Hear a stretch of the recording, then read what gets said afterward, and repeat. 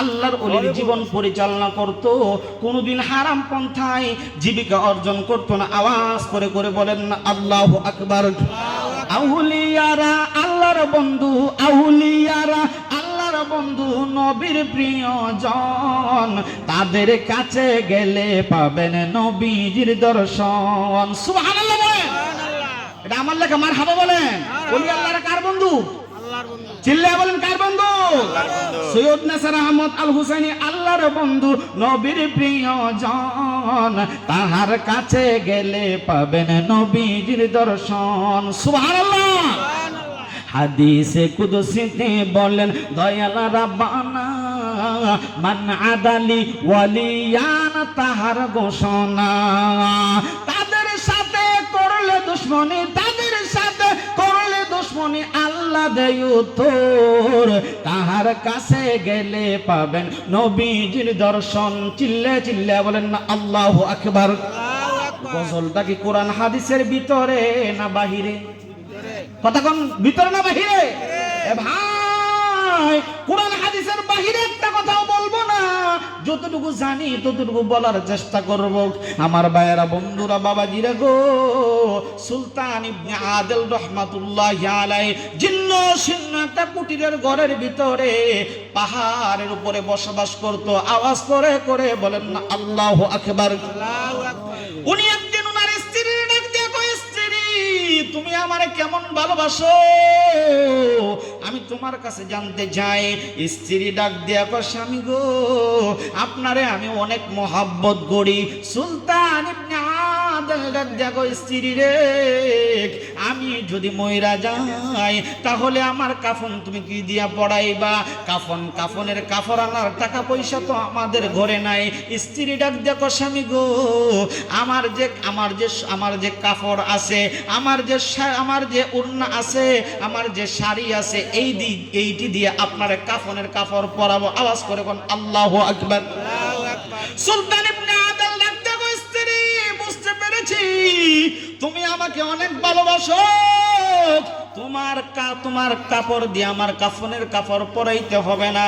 এর স্ত্রী, আমি সুলতান ইবনে আদিল মৃত্যুবরণ করলে রে, আমার যে জুব্বা আছে, জুব্বা দিয়া কাফন পরাইবা। জুব্বা দিয়া যদি কাপড় না হয় রে, গাছের লতা পাতা দিয়া ঠ্যাংগুলো ডাইকা দিবা, পা গুলো ডাইকা দিবা।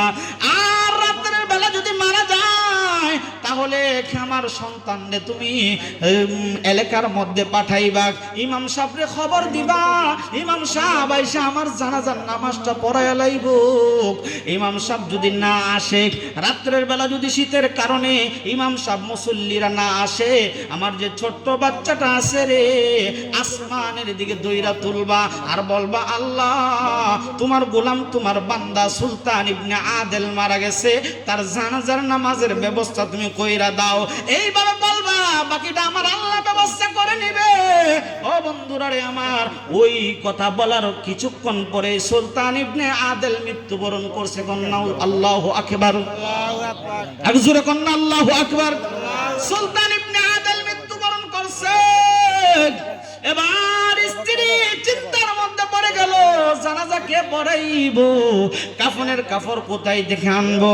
এই চিন্তা কইরা স্ত্রী স্বামীর ওসিয়ত অনুযায়ী উনি কি করলেন, ছেলেটারে পাঠায়া দিলেন, যাও গ্রামের মধ্যে গিয়া বলো ইমাম সাহেবরে আসার জন্য।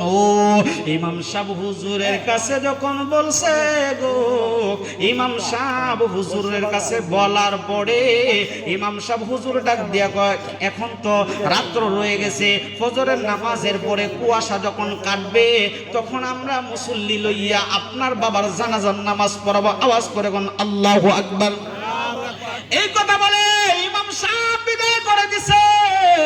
এবার ছোট্ট বাচ্চাগুলা আসছে, আসার পরে গো এই দিক দিয়া জুনাইদ বাগদাদি রহমাতুল্লাহি আলাইহি বাগদাদের জমিনের মধ্যে ঘুমায়।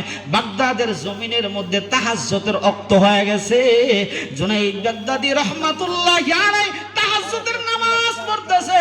কোন কোন riwayate বলেন উনি ঘুমাচ্ছিলেন, তাহাজ্জুদের নামাজের জন্য উঠবো, এমন মুহূর্তে জুনাইদ বাগদাদি মাহমুদি রহমাতুল্লাহি আলাইহির ঘরের দরজার মধ্যে কে যেন ডাক দেয়, জুনাইদ আর ঘুমাইস না, আর ঘুমাইস না। জুনাইদ বাগদাদি বলে আমি দরজা খুললাম, খুইলা দেখি নুরানি চেহারার একটা মানুষ আমার ঘরের দরজার সামনে দাঁড়ায় রয়েছে। আমি জিজ্ঞেস করলাম কেন আসছেন? আমি আসি নাই, আল্লাহ আমারে পাঠাইছে। আল্লাহ কেরে পাঠাইছে? কইয়া আমাদের জমিনের মধ্যে আল্লাহর একজন বন্ধু ইন্তেকাল করছে গো। আল্লাহ আমারে বলছে আপনি জুনাইদ বাগদাদি বাগদাদের জমিন তাইকা গিয়া তার জানাজার নামাজ পড়ানোর জন্য। একটু জোরে কন্যা সুবহানাল্লাহ। এবার জুনাইদ বাগদাদি রাহমাতুল্লাহি আলাইহি বলে এখান থেকে হাজার হাজার মাইল দূরে হইল ইয়ামান দেশ, আমি কেমনে যাইব? তুমি আল্লাহর একটু জিগাও না বাইপাস কোনো রাস্তা আছে কিনা। এবার ওই লোকটা ডাক দেখো, জুনাইদ আল্লাহ বলছে তোমরা, আল্লাহ বলছে একটা কাজ করছে। কয় কি? কই যে আমি এক মুষ্টি মাটি আনছি। কয় কোথায় থেকে আনছো? যে সুলতান ইবনে আদেল ইয়ামান দেশে যে মারা গেছে তার শরীরের নিচ থেকে এক মুষ্টি মাটি আল্লাহ তোমারে দিতে কইছে। একটু জোরে বলতে হবে। আমি কি ডাইনি বামে যাইতাছি না আওয়াজ করতেছি? এইগুলো দরকার আছে না বাবা? কথা বলেন আছে কি আছে না? ওয়াজের দরকার আছে না? জিকিরও হবে ওয়াজও হবে। কথা বলেন ঠিক না বেঠিক? সবাই জিকির করলে ওয়াজ করবো কেডা? কথা বলেন না ঠিক না বেঠিক? আবার সবাই ওয়াজ করলে জিকির করবো কেডা? পাগলাই। তাহলে জিকিরেরও দরকার আছে, ওয়াজেরও দরকার আছে। আপনাদের খারাপ লাগতেছে? জোরে বলেন খারাপ লাগতেছে? জুনাইদ বাগদাদি রাহমাতুল্লাহি আলাইহি ডাক দিয়া কয় কি করব? কই যে এক মুষ্টি মাটি দিলাম, এই এক মুষ্টি মাটি আপনি কি করবেন? আপনি এক মুষ্টি মাটি জমিনের মধ্যে ফেলাইয়া আপনার যে 12 জন মুরিদ আছে এই 12 জন মুরিদ এই মাটির উপরে একটা জায়নামাজের বিছনা বিছাইয়া একটা সেজদা দিবেন, বাকিটা আমার আল্লাহ করব। সুবহানাল্লাহ। জুনাইদ বাগদাদি রাহমাতুল্লাহি আলাইহি বলেন আমি কি করলাম? এক মুষ্টি মাটি জমিনের মধ্যে ফেলাইয়া জায়নামাজটা বিছাইয়া আমি যখন সেজদা দিলাম, আমার 12 জন মুরিদ লইয়া সেজদা দিলাম রে। হাজার হাজার মাইল দূরের রাস্তা, আমি সেজদা দেইখা মাথা উঠাইয়া দেখি রে বাগদাদ থেকে ইয়ামানের জমিনে মুহূর্তের মধ্যে সুলতান ইবনে আদেলের কাছে আমার আল্লাহ পৌঁছায় দিয়েছে। সুবহানাল্লাহ। এক জোরে কন্যা সুবহানাল্লাহ। আমার মায়েরা বন্ধুরা, সুলতান ইবনে আদেলের স্ত্রী কান্দে, আমার স্বামীর কাফনের কাফন নয়, আমার স্বামীর জানাজার মানুষ নয়, আমার স্বামীকে কাফন দেওয়ার মতো দাফন করার মতো কোনো মানুষ নাই। যারা আল্লাহর রাস্তায় চলে তাদের জন্য আল্লাহ একাই যথেষ্ট। কথা কন না ঠিক না বেঠিক?